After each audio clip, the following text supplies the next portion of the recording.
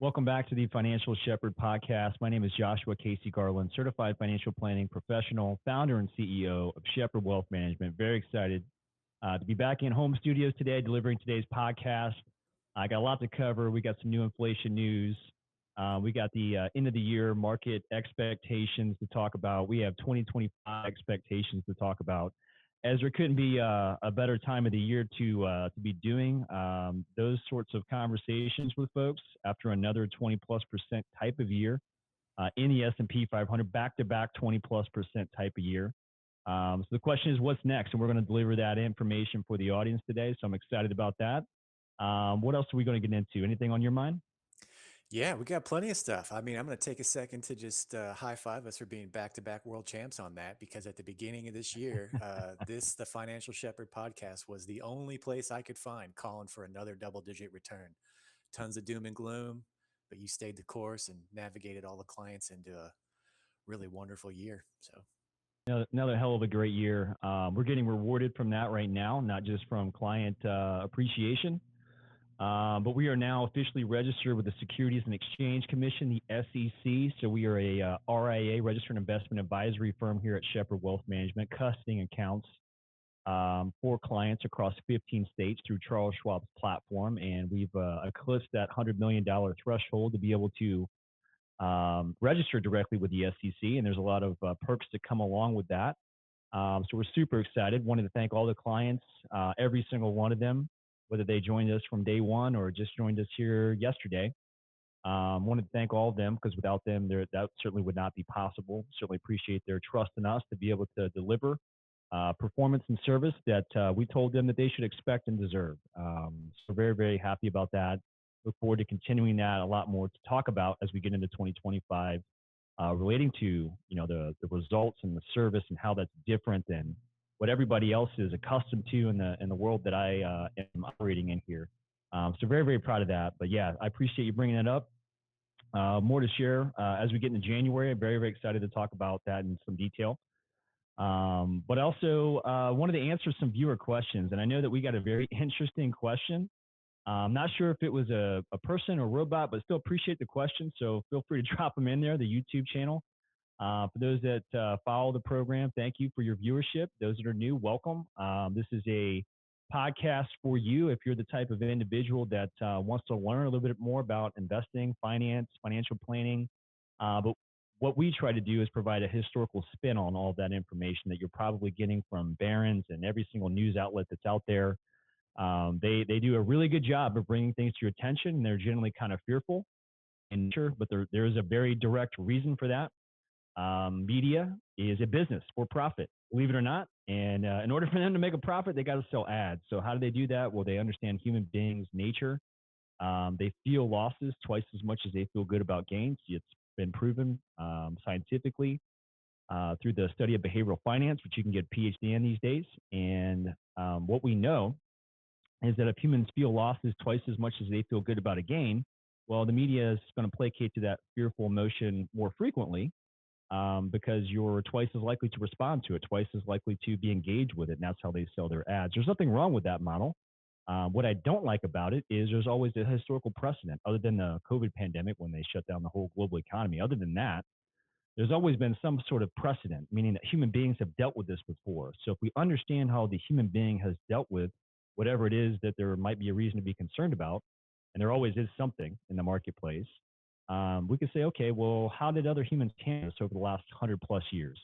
And we can then get the probabilities of what the sectors of the S&P, typically how they perform under those circumstances.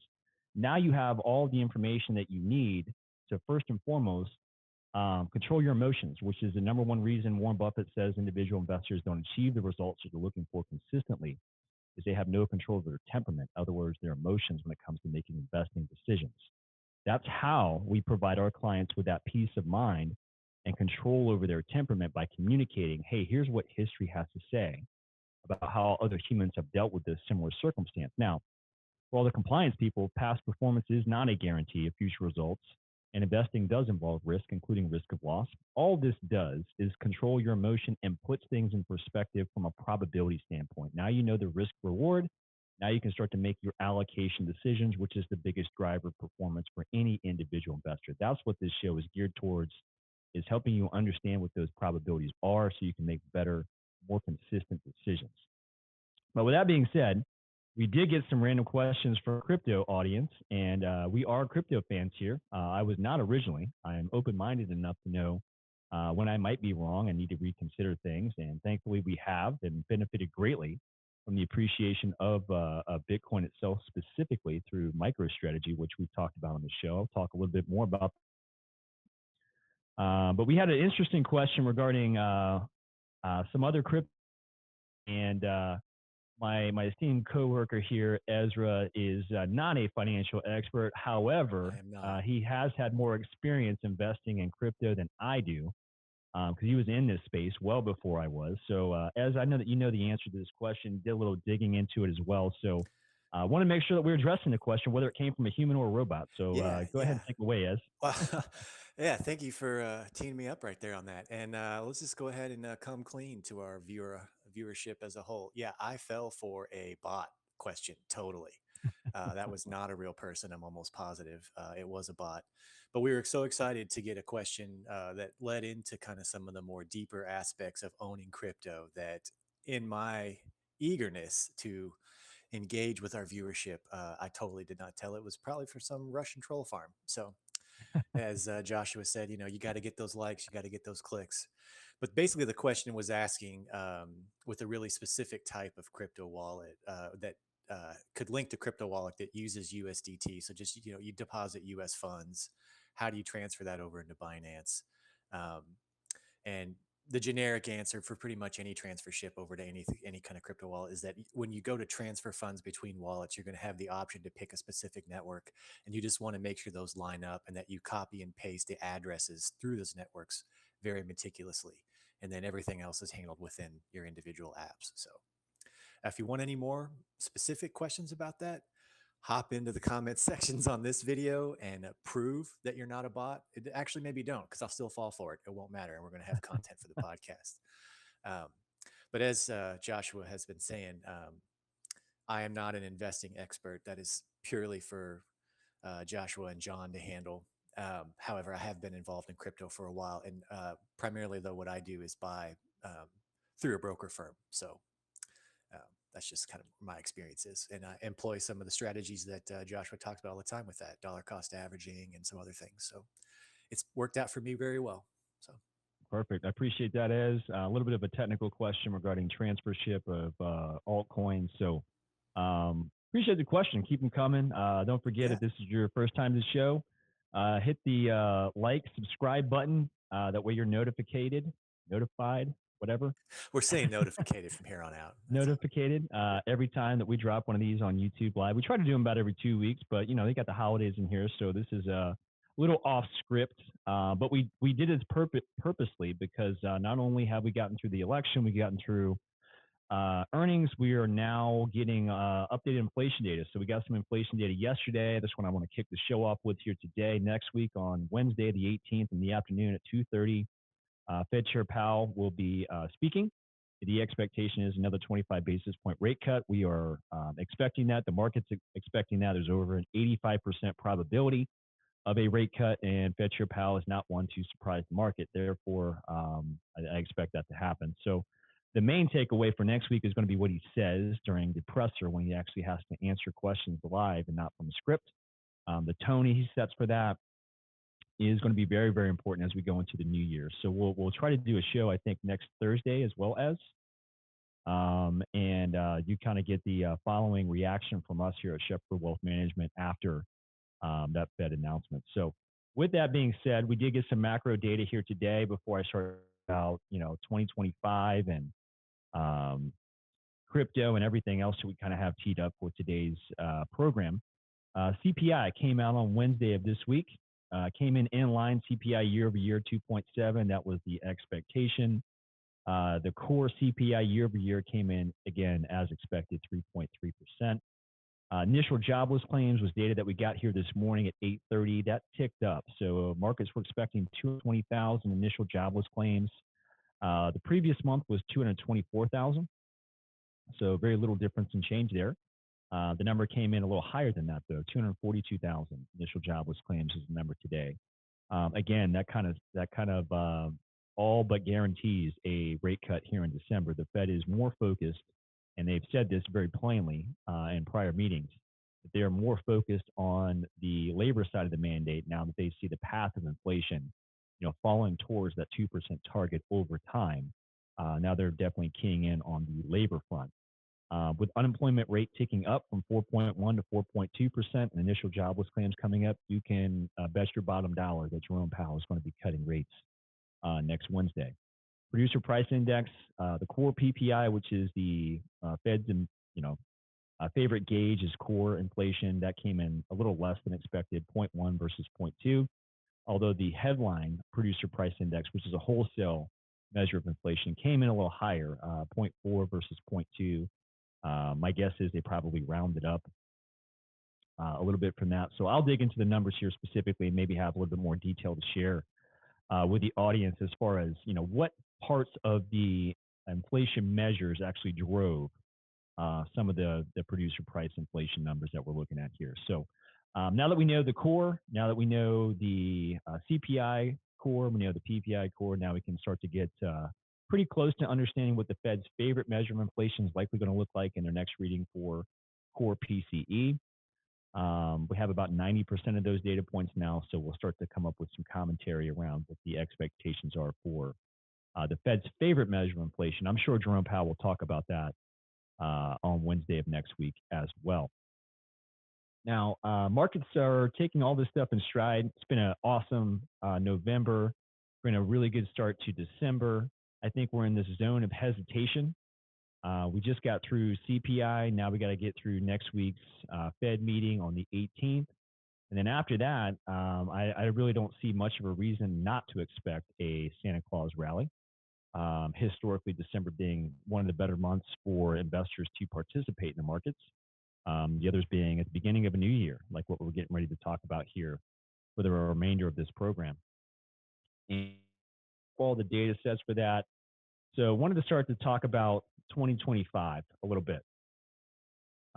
We do see strong tailwinds supporting stocks in 2025, but we also see this as a tale of two different halves to 2025. Now, our base case as of now, and I think that this is something that's going to have to continue to be adjusted, just like at the beginning of the year, as if you recall, and those that have been viewers, you might remember this. If not, certainly go back and you can check out our work in January of this year as far as expectations for this year. And we were calling for another double-digit year, as you pointed out at the beginning of the show, as a lot of people were not expecting that. So we were right in that sense, but we undershot the performance of the S&P. I'm happy to undershoot and have the S&P over-delivered. That's awesome. But we were price targeting around 53.50, and the S&P crushed through that by March. Oh, yeah. So we came back out again, I think, around the summertime and said something to the effect of, I want to say 6,000, maybe 6,100, somewhere in that ballpark, but we're already there, with a few more weeks left for markets to blow past that. And I think that they will, which is why we wrote to customers in a previous newsletter, I want to say in November, maybe October. I'd have to go back and look, but we adjusted that again. We were calling for 6,300 on the S&P before the end of the year, and we'll see what happens. We're not too far away from that right now. It certainly is a number that we think is definitely doable between now and end of year, and we'll be able to talk more about that in January to see what actually happened. But talking about 2025, our base case as of now, and again, I think this is going to be adjusted throughout the year for all the things I'm about to talk about. I think that there's an equal probability that we have another type of year, 20+% next year. It's definitely possible. I'll talk about some of the reasons why we feel that way. But I also think that there's an equal probability in the back half of 2025 that all the changes that this administration is going to try to implement and try to do very, very quickly at the beginning of the year could be great long term. It could be great short term, but it also could cause some headwinds and some uncertainties that could affect markets in the back half of the year. So I think there's almost an equal probability of either of those things happen. We just don't know because the new administration has not stepped into office yet. That won't happen until the 20th, and we just won't really know all there is to know about what they're trying to do and how it'll affect prices and inflation and wages and everything else that is a part of a very diverse economy here. We can't really know. So we're going to have to be willing and open-minded enough to make adjustments going into 2025 and throughout 2025 based on how this administration, moves forward with their agenda and how that ultimately affects corporate America and prices and obviously the stock market. So our base case as of now is that we see the S&P 500 at 7,000 in the first half of 2025, but we actually could see and are anticipating the back half of 2025 being worse, with the S&P actually finishing around 6,600 for the year. So ultimately a positive year if that were to play out, but not a double-digit type of performing year if that is in fact how it plays out. Now, again, I think that there's an equal chance that this is in fact a year 2025 where we do get another year like what we've just kind of experienced the last couple of years. And there is historical precedent for that. And I'm going to talk about all of these things here in just a second. Now, there are two important factors that I think also need to be in every investor's mind. There are two puts in the market right now. And what I mean by that is there is a Fed put. So as inflation's easing, the Fed's focusing on supporting employment. As I mentioned at the top of the program, they're more focused on the employment side of their mandate than they are on inflation. Inflation's path, although it can be up and down sometimes, its path overall, looking at it historically and from a long period of time perspective, the path of inflation is still staying and sustaining itself towards 2%. So they're going to continue to support the labor market. That is a put by the Fed. They will cut rates in order to support the labor market. That's how they can do that. As interest rates come down, it becomes more attractive for companies to invest in their employees, in their business, in their R&D. So all of that is a put for the stock market, meaning that as long as the Fed has the labor markets back, so to speak, and inflation's coming down, interest rates can continue to come down, and that is a way of supporting the stock market, of course. The second put is the Trump put. As this White House administration implements its policies, this should, in our view, boost confidence and potentially increase earnings per share. So if you're doing deregulation, less taxes, that should put a lot of confidence behind the business community. It should increase the appetite for taking on risk assets by investors, retail investors, as well as institutions. So those two puts are very powerful. Now, as a viewer, as a market participant, does that kind of make sense to you? Do you five in a similar fashion, regardless of anybody's politics? I think it's very clear that there are two very powerful puts in the market, one being the Fed, the other being this administration. Your thoughts? I agree 100%. I mean, I think even if we didn't have an administrative change, as the last election, those would still be the two most important things, which would be Fed direction and then fiscal policy coming in to, maintain the job market. So yeah, 100% agree. Those are the things that are on my mind anyway. Yeah, Um, and I think it's obvious. I don't think that's debatable in any way, shape, or form. I mean, we could be proven otherwise with the administration. Like I said, but they ran a campaign and the results came in the way that they did. So I right. think that the average retail investor is like, hey, this is what we expect to happen. So if it doesn't happen, there will be some hell to pay. But I think that what is obvious that nobody can debate from the first administration, the first Trump presidency, is his scorecard is the stock market. So when the Fed's behind the labor market and the White House is very much looking at the stock market's performance as a way to gauge their own personal performance, that's some pretty powerful stuff right there just to start out with. Absolutely. Yeah. I mean, it's like you said, it's basically a green light for investors, so. Yeah, and we'll want to get into some of the historicals here. Now, that is the two puts. All right, I'm going to put that in its own little box. I'm going to set it aside for a second. All right, I'm going to come back to it. It's still there. All right. The tale of two halves thesis. This is more from a historical perspective. Okay. So our base case being first half of the year, awesome. Back half of the year, weak. Ultimately a positive year. But here's the reason why, the probabilities of another 20+% type of year could happen, but also historically might not happen. It has everything to do with history. Okay. And that's again a big part of our program here. It's a big part of how we help clients make decisions or how we make decisions on their behalf and how we communicate the rationale as to why we make some of these decisions. Now, again, I got the two puts in its own little box over here. Let's talk about history. It has its own little box of data. So after back-to-back 20+% year gains in the S&P 500, what is the precedent for that historically? Well, it's happened 5 other times since 1871. That's right. You heard it right. That's well over 150 years worth of information, okay, worth of data. Now, first of all 5 precedents of 20+% gains, over the 4 years, the cumulative average return was 69%, compared to 2021 through 2024, that's 3 years, 27%. Now we have 1 year left. Question is, what's going to happen? Well, 4 of the 5 precedents saw stocks fall the 3rd year. Again, 4 or 5 times where the market's done 20% gains in the 3rd year, stocks fell 4 or 5 times. The only positive instance was 1996. I'll talk about 96 in a second. It was an awesome back half of the year. So again, it could happen. I think the weighting is equal here, given the administration and the Fed put that I talked about previously in this own little box. Then you have this historical box. History says that this 3rd year should start out well, but might not finish well. And we'll get into the numbers here in just a second. It could be one of those other instances where it is actually, in fact, awesome in the back half of the year, which I think is, again, an equal probability for either of these outcomes.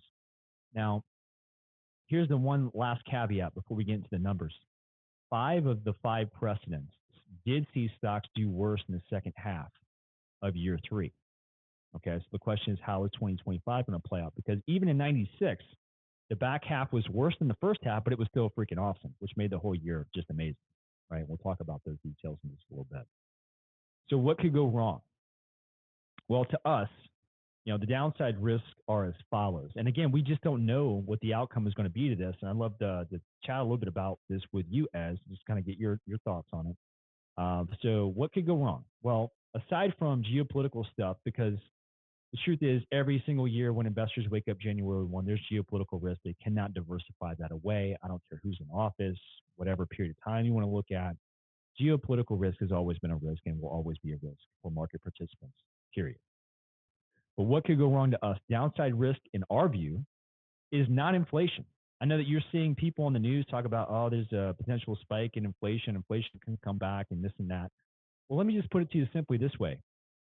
If this administration follows through on anything the American public said that they wanted them to do, such as energy independence, well, I believe that they're going to follow through on that. They've had a precedent for that in the previous administration. What does that mean? They're increasing supply of things like oil, other commodities, liquefied natural gas, etc. Well, if you increase the supply and demand goes nowhere, the price of that commodity is coming down. With this new administration, they have DOGE, the Department of Government Efficiency, and they're going to be charged with, reducing some of the waste from the federal government. Now, we do know what happens when the price of oil goes down. That certainly is going to affect the stock prices. And if oil stays down throughout this administration's tenure, I have a very difficult time seeing how inflation could reignite, given the impact of oil on every single sector within the S&P 500. Now you have the Department of Government Efficiency. So what could go wrong? They could be too effective. They could do such a good job of reducing government waste that a lot of dollars are not going to be spent in the public marketplace. And that's not necessarily a bad thing. The private sector, private corporations, publicly traded corporations do a much better, more effective at deploying capital than, let's say, the federal government. But there could be a window of time here where all that spending is no longer coming into the marketplace, coming into maybe chip manufacturing. I don't think that'll be the case, but let's just make that assessment here for just a second. Maybe some of those federal dollars for infrastructure don't, actually get spent. They get spent elsewhere because it is more efficient for the U.S. economy, or whatever the case may be, as why they would do that.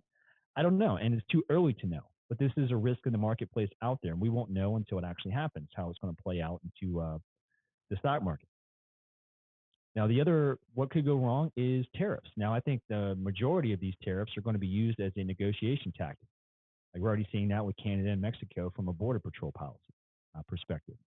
I think that that's the way that they're likely to use the idea of tariffs. But if tariffs are implemented, it actually could affect prices of certain things. It could actually trigger potential trade war with a larger economy like China, as an example. Although from the prior administration, no, none of those things were actually an issue. There wasn't any inflation to speak of during that prior administration. So again, these are things that are out there that they could be risk potentially. They're definitely being talked about in the news right now. So we have to be open-minded enough to say, hey, this could be something to be concerned about. But until we actually see it happen and play out, we're just not going to know. Which again, why I think we're going to have to be, open-minded to both potential outcomes here. It could be another 20, 30% type of year next year, or it could be another year where there's a ton of enthusiasm right away, which is the expectation, and then it fades away after some of these things start to get, implemented. Possible. So we have to be open-minded enough for that. And history would support the back half of a second-term Republican president is really good in the first half, but historically not so great in the second half. And coming off of two back-to-back 20% type of years, history says the third year and the back half of it, probably not great. 5 of 5 times it was worse. Even in 96 when it was an awesome, both first and second half wasn't as good. So we'll talk about some of those details here in just a second. Actually, let's just get to them right now while we're talking about it here, Ez. So, Yeah, sounds good. yeah, so we're talking about double-digit type of years, and in 1996, in the back half of the year, markets continued to accelerate. Just wasn't as promising as the first half of the year, but we're still talking about double digits in the first half, followed by double digits in the second half. But in 1880, markets fell. 1928, markets fell in the second half. 1936 fell again. 1955, markets fell. And then 2024, as we're going through it right now, the first half has been a little better than the second half as well. So those are the historical numbers there. But if it is like a 1996, 1997, you could be seeing more than a 30% type of year in next year, which is again why we need to be open-minded enough to make adjustments along the way. Now, as we talk about things like earnings expectations for 2025, the way that we see this, since we just got out of Q3 earnings, which was again awesome, we see the 2025 to 2026 earnings per share growth somewhere in the $275 to $300 earnings growth. That implies about a 13%, 9 to 13% year-over-year growth for earnings. We do expect corporate spending to pick up. It did fall over the past few years, but easing of financial conditions as interest rates come down, that's what that means. We do expect corporate America to reaccelerate some of that spend, a lot of that going to artificial intelligence and technology, of course. We do have a potential of GDP recoveries in places like Europe and Asia, given the change in monetary policy stance that they have right now. There is a weaker U.S. dollar, which suggests there is upside to earnings per share for companies that sell their goods and services internationally. And productivity is improving. Again, this artificial intelligence investment is a real thing affecting bottom line profits. Therefore, we kind of expect, or not kind of, we do expect the PE multiple, the price to earnings multiple, to expand in 2025. We expect this to move up from 21 times 2025 earnings today to 22 times earnings for 2026. Now, since 1937, the highest price to earnings ratio realized in the S&P 500 was when Treasury yields were between 3.5% and 5.5%. That is right where we're at right now. We're still in that window. We'll remain in that window for all of next year. We'll see what the Fed does with interest rates, but right now the expectation is about 3 interest rate cuts, with the next one after December being in March.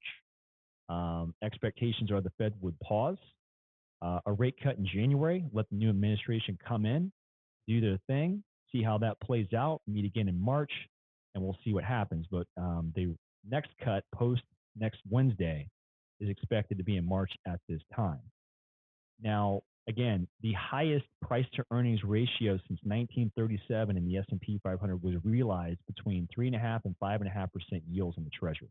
That's where we're at. That's where we'll for sure be in that same range by the time we get to the end of next year, unless something dramatic happens with the labor market and the Fed has to, cut rates substantially. Now, when the Treasury yields are between 4 to 5% since 1937, the price to earnings multiple in the S&P 500 has been greater than 18 times, which is again where we're already at right now. So people say the market's expensive. I'll say to that, kinda. The seven largest companies that make up the S&P 500, we all know the names of them.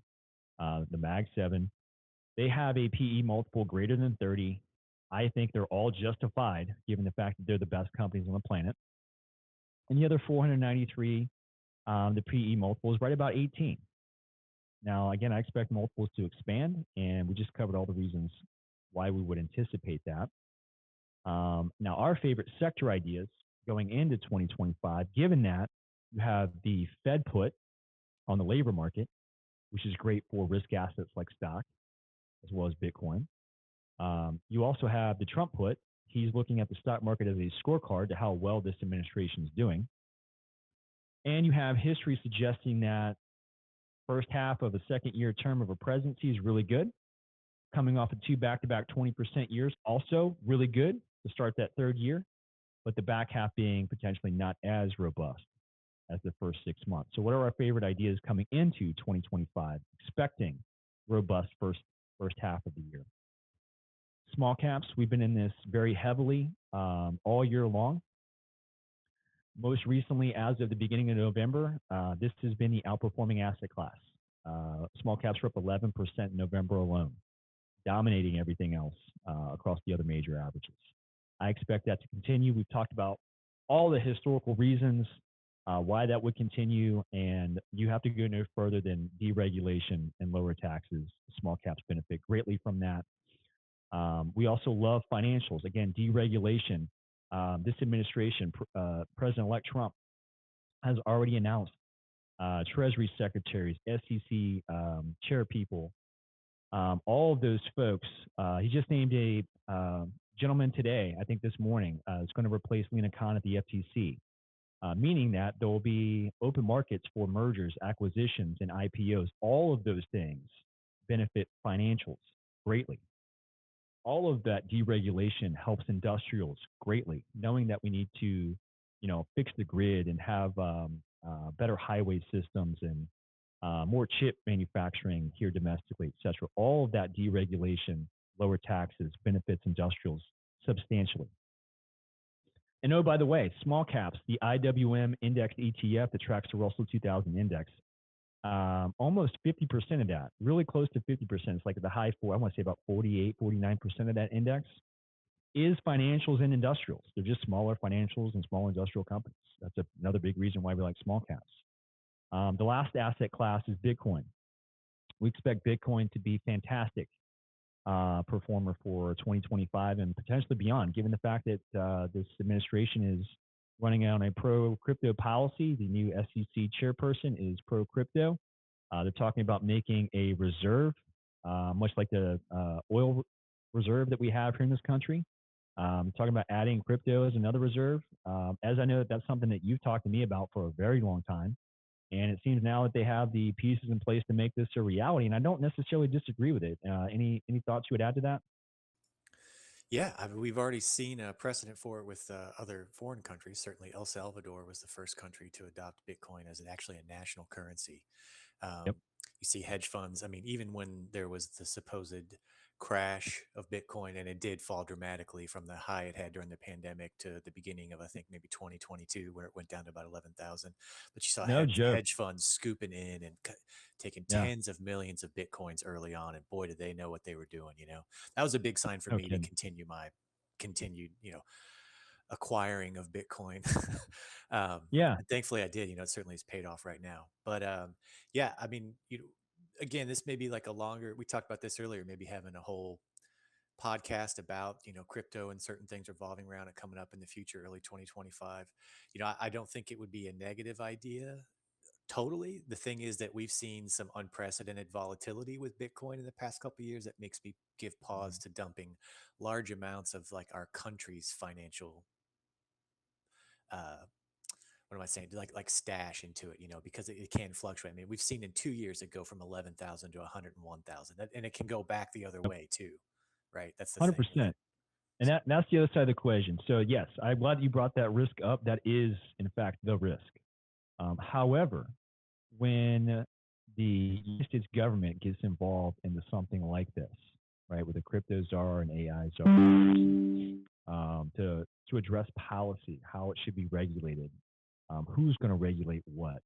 If you remove all that uncertainty from a regulatory standpoint, it does a couple things.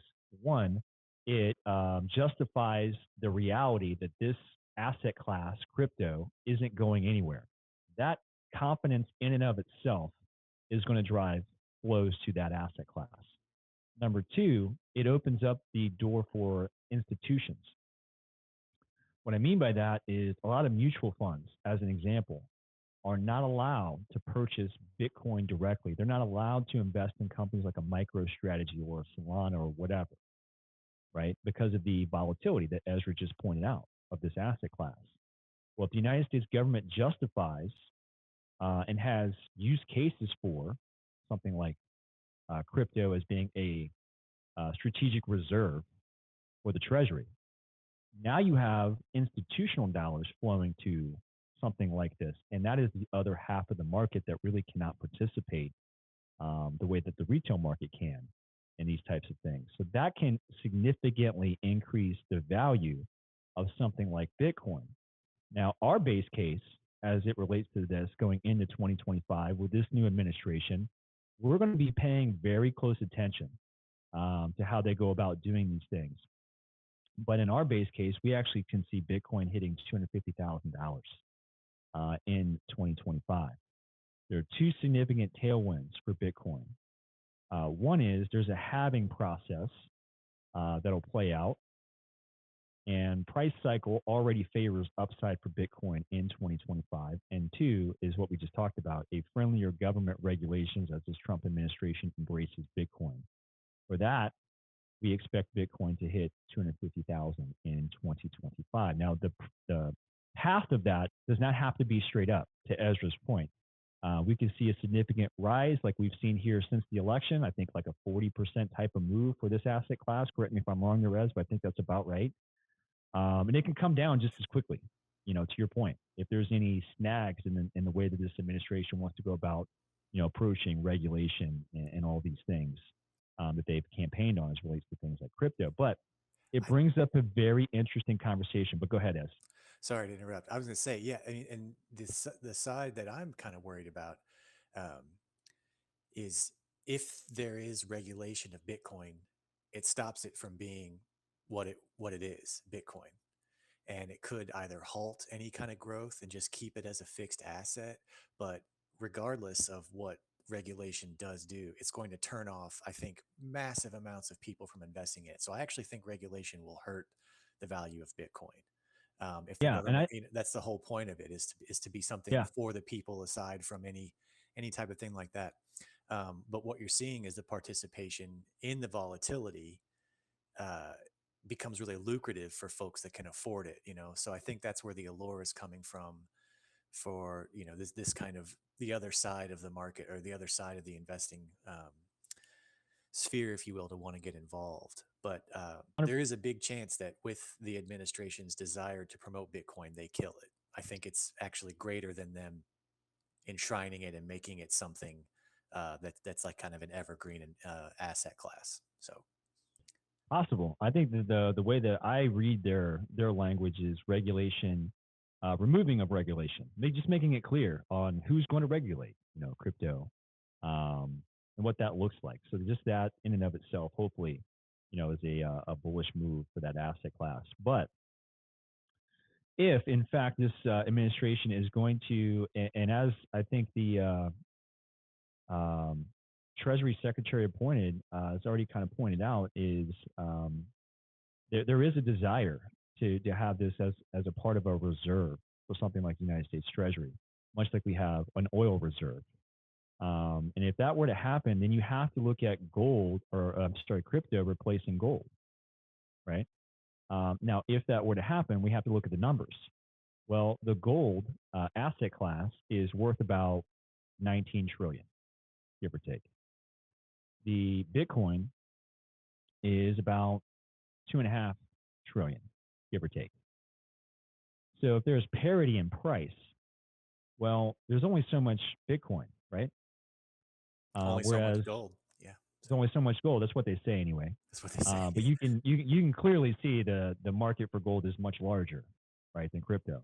Oh So if yeah, and there's as an only a aside, we can grow a diamond in a lab in 15 minutes. I'm sure they could pull a gold bar out of something. it's my point. So let's just say that there is some limit to gold, but we don't really know what that is, right? But we don't really know. Right. We do know what the limit is on Bitcoin. That's very plain. 100%. So if there's a limit on that supply, being Bitcoin, and Bitcoin is now going to potentially replace gold, then the only thing that can happen for parity to take place is the price of Bitcoin would have to catch up with gold. Fair? If that were to happen, given the size of gold as an asset class being about 19 trillion and a limited supply of things like Bitcoin, the price of the coin itself would have to trade right at about $1 million per coin to come to parity with gold. Now, I don't know how long that takes. I'm not calling for that to happen in 2025 at all. And it may never happen, to be very clear. But I do think that it is very possible that something like that could happen for this asset class if this administration is actually able to execute all the things that they're talking about doing. I'm not saying it's going to happen in 4 years either. I think that would be a very difficult thing to take place, although it could be a reality. It's not out of the realm of possibility anyway. But I do think that is a level that Bitcoin could rise to in my lifetime, in our lifetimes. I Um, wouldn't be surprised either if it especially if it gets more. I think if the possibilities of using it as an actual currency globally become a lot more real, like you can go on a trip to Branson, Missouri, and pay for Starbucks with your Bitcoin, just like you can with Apple Pay. I think the more that becomes feasible, I think you're right. It could see such a dramatic rise as to be a parity of gold. yeah. And those are the numbers, folks. I mean, I'm not pulling this, out of left field. These are the numbers. So take all that into consideration. I do think that everyone could afford to have 2% of their investable assets in this asset class called crypto. A lot of ways to go about playing it, given your risk tolerance and liquidity needs and things of that nature. But I think that this is an asset class that should be considered. I was the very first person when I started Shepherd Wealth Management 3.5 years ago, and we started doing these podcasts. Ezra was already a participant in crypto. I was the most anti-crypto person right behind Warren Buffett, you know, and I just got on camera and talked about all the reasons why. The thing is, Buffett and I were wrong in our view of that asset class. That it's not going away. All right, it'll be around for all of time now. Maybe not all the altcoins and all that sort of stuff, but Bitcoin and crypto will be a thing. There's no question about that in my mind at this point. Um, Now, just like Buffett with Apple, as an example, he didn't always own Apple. Matter of fact, Buffett damn near never invested in technology until he made that very substantial investment in Apple. I want to say it was around 2017 or somewhere in that hemisphere after Apple had already become the Apple that we know it today after selling billions of iPhones and so forth. He invested, and people thought that he was way late to the party, and they were wrong too. Apple's Yeah, still charging and climbing just fine, and he made a ton of money on that. So that my just point of proves that, your point from last episode, where it's yeah, you can't time the market, but get in and make money. you cannot time it. What you can do is you can look at how other humans is what make up the market, folks. I don't know if you know that or not, but everybody that's participating in the market is a human. Whether or not it's a computer executing the trade, like an algo, a human being created the algo. They created the parameters on how that thing is going to operate. Okay, market's made up of humans.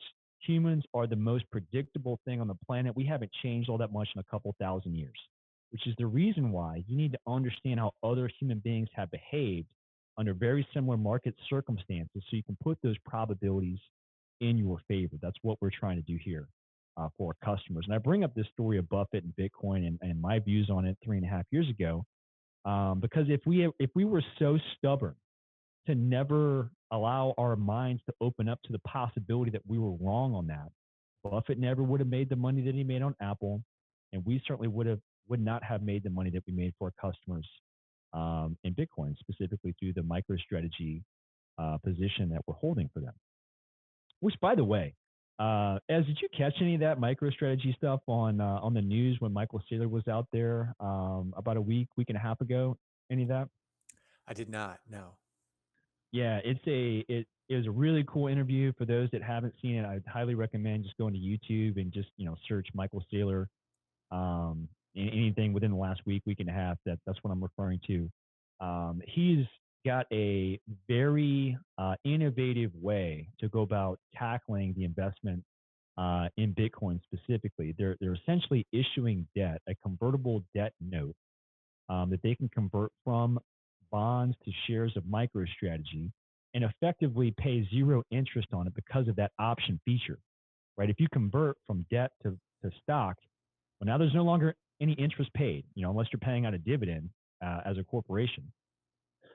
So he's effectively able to raise a large amount of cash through issuing these convertible debt notes, pay virtually zero interest on it, and use all that capital to buy Bitcoin.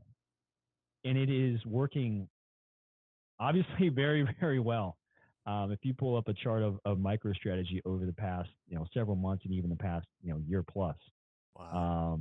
So it is in fact a leverage play, on Bitcoin. The leverage is coming from those convertible notes. I mean, think about it.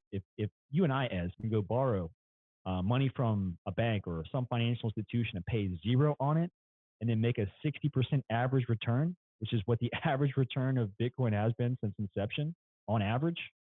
I think going back to 2008, 2009, when it became an asset class at first. I mean, that's a pretty good deal. 0% for 60 on average. I mean, damn, that's a good business model if you can keep it going. Yeah, I would look at that and seriously consider it, I think.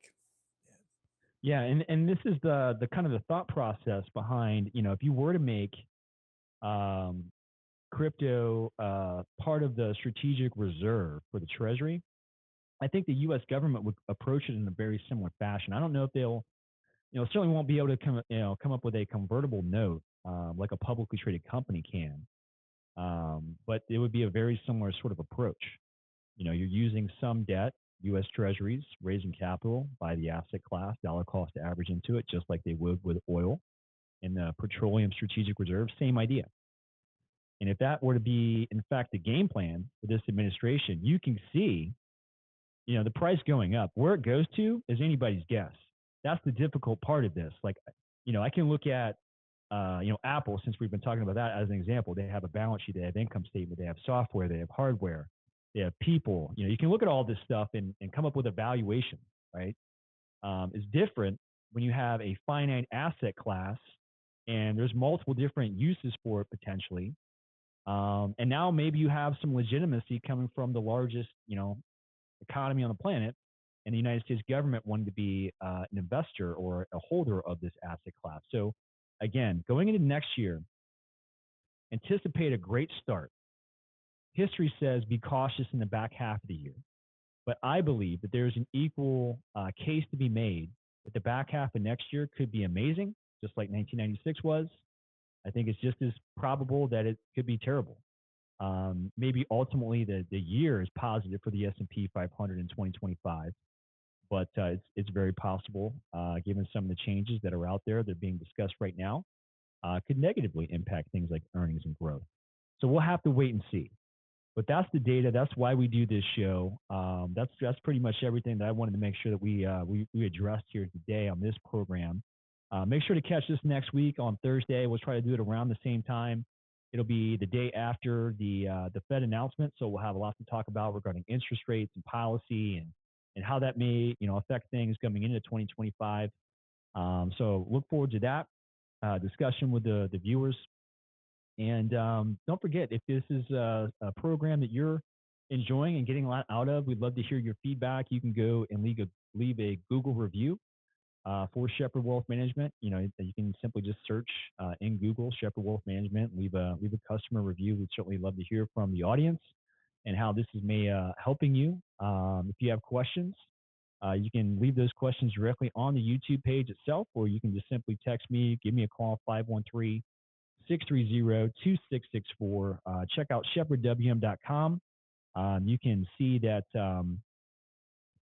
all the content right there on the YouTube page, all that stuff's on the website, how to get a hold of me. And last but not least, when you go to our website, you will find that we are now officially SEC registered. Form CRS is right on our website. We're very proud of that. With that, we are also adding on a couple new services for clients at Shepherd Wealth Management, one of which, very excited to announce that we have private banking access for our customers that are looking for, buying a second home or maybe making an investment. We can negotiate favorable loan rates for them on their behalf, potentially, without even having to sell shares, using your own stocks in taxable accounts or trust accounts as collateral for that type of thing. So we can be very creative in both the lending and the deposit side for our customers. In addition to that, we also have a private equity offering. Soon to be announced, we may be coming out with a Shepherd Wealth Management mutual fund ourselves. So that could be exciting. More to come in 2025 about that. We're having meetings and discussions about that right now. But we actually have access for our customers, both on the accredited side as well as non-accredited access to things like private equity investments. What does that look like? It could be real estate. It could be financing debt. It could be private companies like SpaceX that we can get access to for certain number of our customers. So truly coming to life a vision that I had 3.5 years ago, providing a family office model of professionals, of CPAs, CFPs like myself, estate planning attorneys, private banking, private equity investment, really available for all customers under one entity, being Shepherd Wealth Management, all coming together. And couldn't be more proud of that accomplishment, being SEC registered, being able to offer these kind of services to our customers, which we know, is not available at every bank, is not available at every sort of financial institution, but it is available here. We're providing all of these services for the average American. And you do not have to be a high net worth, 25 plus million type of household to access that family office, which is what you would need, by the way.